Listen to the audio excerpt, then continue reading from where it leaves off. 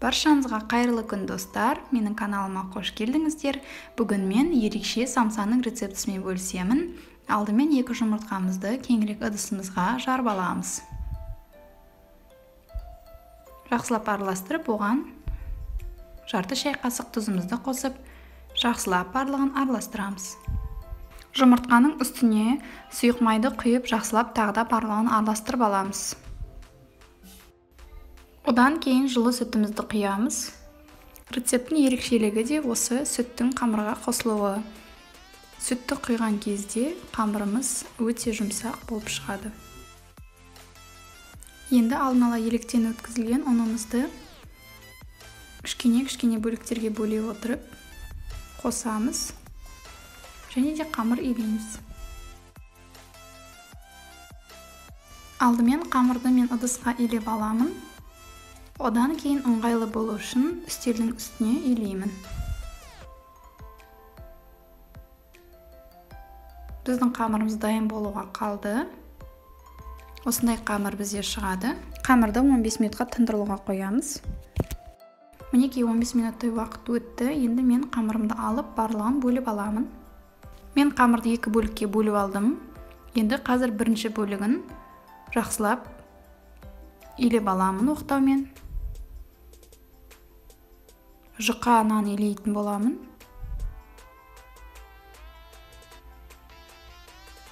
Және де бізге сары май қажет болады. Сары майды ертіп аламыз. Мінекей мен қамырымды жайып болдым. Осындай жұқа қамыр шығу керек бізде. Және де осы жұқа қамырдың бетін сары маймен кесішкі арқылы жағып шығамыз. Екінші қамырдың бөлігін де дәл осылай жасап шығамыз. Енді барлығын видеодағыдай ораймыз. Қамырды орап болғаннан кейін салафан пакетке салып 2-3 сағатқа тоңазытқышқа саласыздар, немесе бір түнге тоңазытқышқа салып қоямыз. Мінекей менің қамырым бір түн тоңазытқышта тұрды. Менің қамырым толықтай дайын болды. Енді мен осы қамырымды кішкене бөліктерге бөліп аламын. Өздеріңіз самсаның көлемі қандай жасағыңыз келсе, сондай бөліктерге бөлесіздер. Осылай бөліктерге бөліп аламыз. Одан кейін осындай тәсілмен видеодағыдай дөңгелек форма жасаймыз.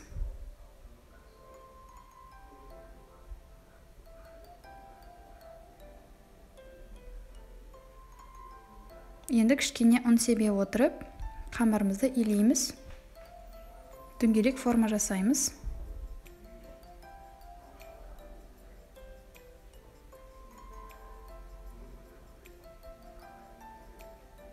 Мен салмасын алдын ала дайындап алдым. Менде сиыр етінен фарш, және де оған молырақ пияз қоссаңыздар жақсы болады. Мен бүгін 3 түрлі самса жасаймын, сондықтан мұқият барлығын қарап алыңыздар. Самсамыздың бірінші түрі, осылай самсамызды 2 шетінен ала отырып түйеміз.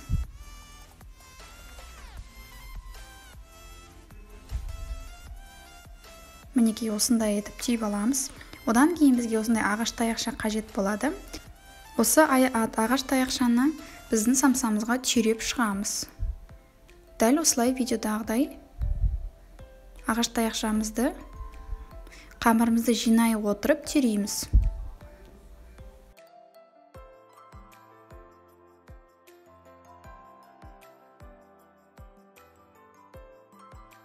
Мінекей осындай әдемі бізде самса шығады. Тағы да бір көрсетіп жіберейін. Осылай ағаш таяқша арқылы қамырымызды жинай отырып барлығын түйреп шығамыз. Сол кезде самсамыз өте әдемі әрі ерекше болып шығады. Енді самсамыздың екінші түрін көрсетейін. Қамырымызды дөңгелетіп жайып аламыз. Одан кейін ортасынан салмамызды салып алғаннан кейін видеодағыдай қамырымызды жинап түйіп аламыз. Осылай дәл ортасына түйетін боламыз барлығын. Мінекей осындай әдемі самса бізде шығады. Самсамыздың үшінші түрін көрсетейін. Дәл жаңағыдай самсамыздың жан-жағын барлығын бір ортасына жинап аламыз. Осылай түйеміз. Бірақ та біздер бұл самсаның жабық түрін жасаймыз. Манағы жасағанымыз самсаның ашық түрі, мынау біздің самсамыздың жабық түрі. Өте әдемі болып шығады. Самсамыздың үшінші түрі. Осылай етіп барлығын түйіп аламыз. Және де жауып тастаймыз самсамызды. Одан кейін айналдырамыз. Енді бізге осындай жіп қажет болады. Жіппен самсамызды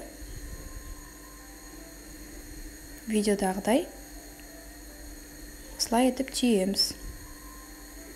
Яғни осы жіп арқылы самсамыз әдемі, көрікті болып шығады. Гүл самса жасаймыз. Және де жіпті піскеннен кейін алып тастаймыз. Видеодағыдай жасасаңыздар әдемі болып шығады. Артық жібін қиып тастайсыздар. Мінекей достар, өте әдемі гүл самса шығады. Енді противеньға пергамент қағазын төсеп аламыз, самсаларды салып аламыз. Одан кейін жұмыртқаның сарысын жағып шығамыз кесточкамен. Және әдемілік үшін кунжут себеміз. Мен қара және ақ кунжутты сеуіп шығамын бетіне. Дайын болған самсаларымызды 180 градуста 35 минуттай қызарғанша пісіреміз. Мен самсаларым духовкада пісіп жатыр, өте керемет болып шығып жатыр. Самсаларымыз өте дәмді әрі қамыры өте жұмсақ болып шығады. Мінекей менің самсаларым дайын болды. Барлығын тәрелкеге салып алдым. Өте әдемі, дәмді, керемет болып шығады.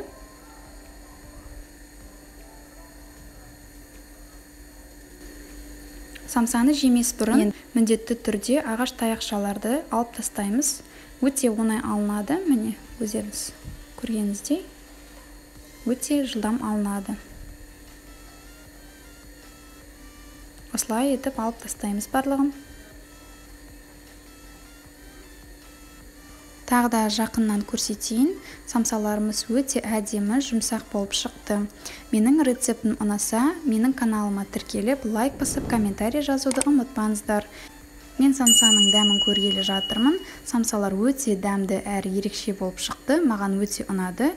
Міндетті түрде осы рецептпен самсаны дайындап көріңіздер. Сау болыңыздар.